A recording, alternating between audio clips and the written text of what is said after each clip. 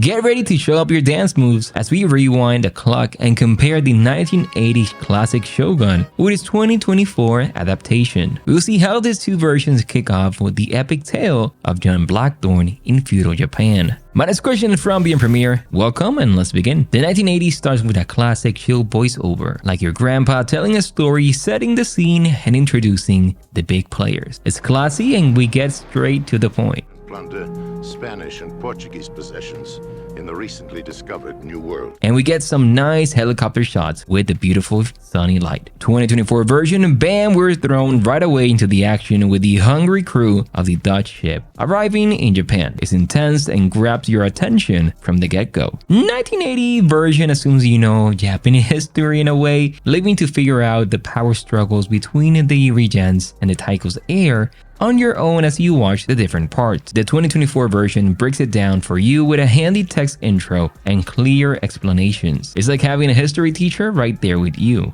We follow Blackthorne's entire journey from the hardships at sea to his initial wonder upon reaching Japan. It's like we're right there with him. We meet Blackthorne already captured by the samurai, experiencing his confusion and fear as he's thrown into this strange new world. It downplays the conflict between the Catholics and the Protestants, focusing more on the cultural clash between Blackthorne and Japanese. The Jesuits try to kill Blackthorne is a big deal, showing the religious tension and their hungry for power.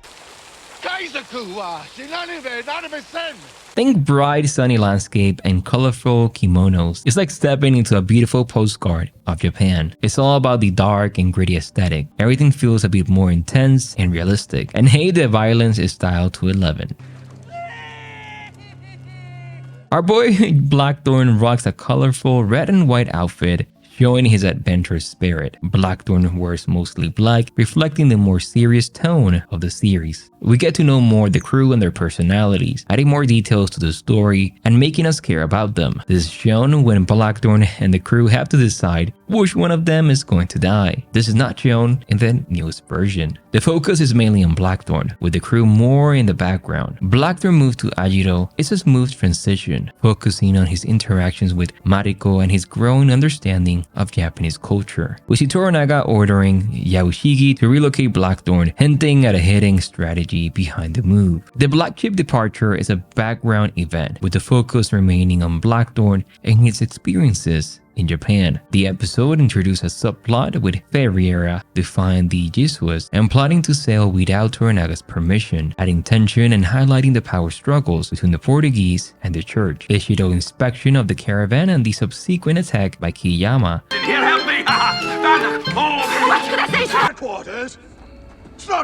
create a thrilling action sequence showcasing the constant threat of violence and betrayal. We get a similar scene in the 1980s. Toranaga's escape from Osaka Castle remains a mystery, leaving viewers to speculate on how he managed it. Blackthorne and Mariko witness Toranaga secretly switching sides with his wife, revealing his skills and ability to deceive his enemies. Also, we get him to show up his fighting skills. Buntaro's role in Toranaga's escape is not explicitly shown. Buntaro stays behind to fight off the Kiyama men, allowing Toranaga and his party to escape. This act of selflessness highlights his loyalty and dedication to his lord. We see Toranaga also negotiating with the Portuguese for safe passage on the Black Ship, demonstrating his ability to make deals with even his enemies to achieve his goals. Blackthorne's daring pursuit of the Black Ship and his clever maneuvering to rejoin it showcased his courage and resourcefulness. Blackthorne's promotion to Hatamoto and his role in training the samurai are briefly mentioned. The episode emphasizes the significance of Blackthorne's new position and his expertise in Western tactics, highlighting his growing importance to Toranaga. Mariko's internal conflict is hinted but not fully explored. We see Mariko struggling with her feelings for Blackthorne and her loyalty to Toranaga,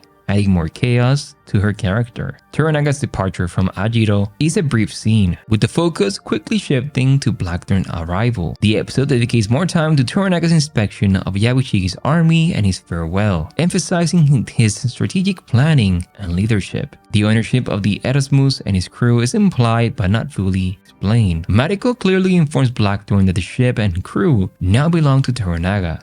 You're quite mistaken. Your ship and crew now belong to Toranaga-sama. Highlighting his control and Blackthorne's dependence on his favor, and also that his crew is in Edo. Blackthorne's new life in Ajiro is briefly shown, focusing on his interactions with Mariko and his initial training of the samurai. The episode explores Blackthorne's home, his salary, and his relationship with his consort Osami in more detail, providing a deeper understanding of his daily life and adjustments to Japanese culture. Yabushigi's interactions with Ishido's envoy focus on the immediate threat of seppuku and the demonstration of the cannon. Omi suggests to offer confiscated weapons to Ishido as a new layer of political maneuvering and highlights the complex power between the different factions. The episode gives more screen time to Josen and his interactions with Yabushigi, emphasizing the pressure on Yabushigi to betray Toranaga and the consequences of his denial. Blackthorne's relationship with Fuji is portrayed as polite but distant. The dinner scene where Blackthorne gives Fuji a gun and receives her late father's sword is a new addition, symbolizing a growing bond and respect between them. Blackthorne and Mariko's relationship remains respectful and professional for now, because, Umi is portrayed as a loyal samurai serving Yabushigi. Umi's ambition and desire for power become more evident, hinting at a political conflict with Yabushigi in the future. Yabu's loyalty to Toranaga is unquestioned. We see Yabushigi struggling between his loyalty to Toranaga and the pressure to save his own clan, creating a more interesting and complex portrayal of his character. Buntaro remains a distant figure, with his relationship with Mariko only hinted at, until later in the episode. Buntaro moving into Blackthorne and Mariko's home creates tension and awkwardness, forcing them to confront their complex feelings and almost killing her with that arrow. Mariko's past and her family tragic history are revealed gradually through conversations with Blackthorne. In that scene where the sake between Blackthorne and Buntaro leads to a powerful revelation of Mariko's past and her father's action, adding meaning and emotional connection to her character. Buntaro's harsh treatment of Mariko is implied but not explicitly shown. Buntaro's assault on Mariko and Blackthorne's subsequent confrontation creates a dramatic and emotionally charged scene, forcing Mariko to make a choice between her husband and her growing feelings for Blackthorne. Blackthorne's desire to return to England is a constant theme, but his request to leave is presented as a practical matter. Blackthorne's plea to leave carries more weight, and his desire to be with his own family. The earthquake and Blackthorne's heroic rescue of Toranaga from the landslide add intense and build connection in their bond, highlighting the unpredictable nature. The search for the spy within Toranaga's rank remains a background element. Muragi's manipulation of Yabushigi and Omi, leading to the gardener tragic death, adds sadness and suspense, showcasing the ruthlessness of some characters. The power struggles in Osaka are presented through dialogue and exposition. The episode dedicates more time to showing the remaining regents attempt to replace Toranaga and Ochiba arrival, emphasizing the shifting alliances and the growing threat to Toranaga's position. Mariko's backstory and the tragic events surrounding her family are revealed gradually throughout the series. The episode opens with a flashback to 1578, showcasing Mariko's childhood friendship with the future Ochiba and providing context for their complex relationship and the events that shaped their lives. Mariko's motivations and her father's legacy are revealed through her conversations with Blackthorne and the others. Toranaga reveals his belief that Mariko's father, Jinsai, intended for her to continue his work of protecting Japan, adding depth and purpose to her character and her loyalty to Toranaga. The hostage situation at Osaka Castle is presented as a backdrop to the political drama between Toranaga and Ishido. The episode delves deeper into the tense atmosphere within the castle, showcasing the fear and the uncertainty of the hostage and the ruthless tactics employed by Ochiba and Ishido.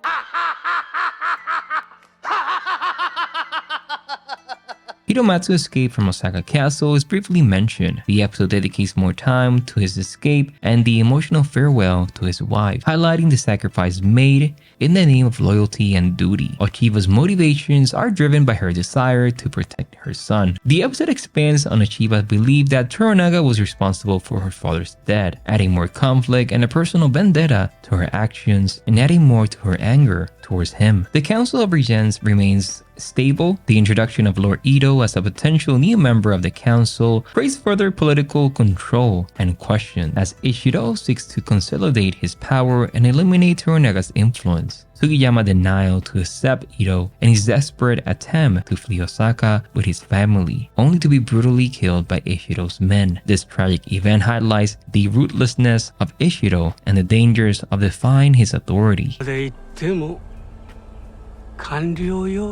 Toranaga's history and rise to power are revealed through conversations throughout the series. The episode opens with a flashback to 1554, showcasing a young Toranaga's first victory against the warlord Misoguchi. This scene provides insight into his early experience with war, his mind, and his ruthlessness in achieving his goals. Toranaga family relationships are explored when we see his family, but in the series they introduce a significant new subplot involving Toranaga half-brother. Their tense reunion discussion of merging their armies highlights the dynamics within the family and the challenges of uniting against a common enemy. Siki character is not present in the original series. The revelation that Siki has been offered the 5th regency in place of Sugiyama raised new conflicts and the challenges for Toranaga. His envision and willingness to betray his brother and adds a layer of intrigue. Yabushigi loyalty to Toranaga remains there. Yabushigi's decision to side with Ishiro and betray Toranaga adds betrayal and conflict to his character, reflecting difficult choices faced by those caught in the middle of political war. Ochiba is portrayed as a grieving mother and a political player.